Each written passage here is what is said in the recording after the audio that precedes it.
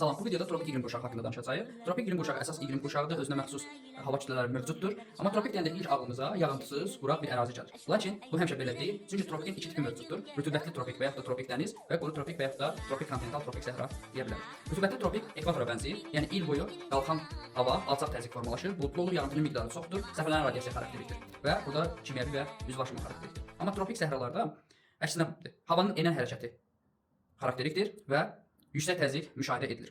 Əsasən soyuq okean cərəyanlarının təsiri altında qalan ərazilər. Gəlin baxaq.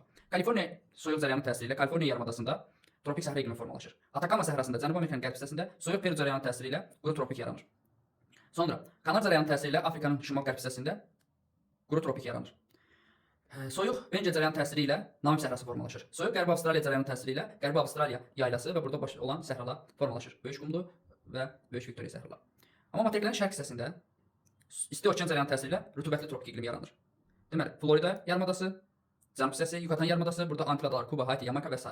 Burada isti cərəyan təsiri ilə rütubətli tropik yaranır. Braziliya yaylası şərq hissəsində isti Braziliya cərəyanı təsiri ilə rütubətli tropik yaranır.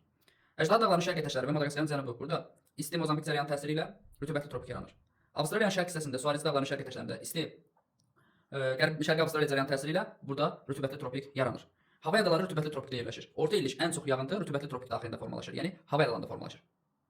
Və ya müşahidə edilir deyə bilər. Cənubi yarımkürəsində tropik tam zolaq əmələ gətirir, amma şimal yarımkürəsində tam zolaq əmələ gətirmir. Cənubi Asiya və Cənub-Şərqi Asiyada qırılır. Bunun səbəbi isə buradan musson hava kütlələridir. Özünə məxsus yerli hava kütlələri var ki, mövsümlə əlaqədar olaraq bura gəlir və musson küləşləri Tar səhrasında tropikin qırılmasına səbəb olur. Tropik iqlim qurşağında Antarktidadan başqa bütün materiallərdə rast gəlinir. Aqroiqlim ehtiyatları zəngindir.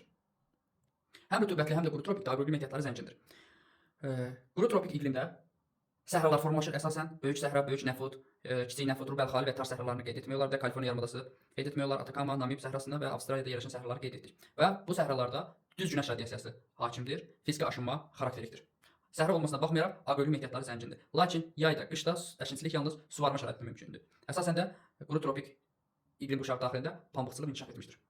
Tropik iqlimin diaqramına fikir versək, yağıntının miqdarı çox azdır və temperatur yayda 30 dərəcədən yuxarıya qalxır, qışda isə 15 dərəcədən aşağı düşmür. Amma sutkalıq amplitud burada çoxdur. Gün ərzində, günorta, yəni günortadan 2-3 saat sonra gündüz havanın temperaturu 40-50 dərəcəyə qalxır, gecə isə 0 dərəcəyə qədər və ondan aşağı enir. Ona görə də burada fiziki aşınma intensivdir.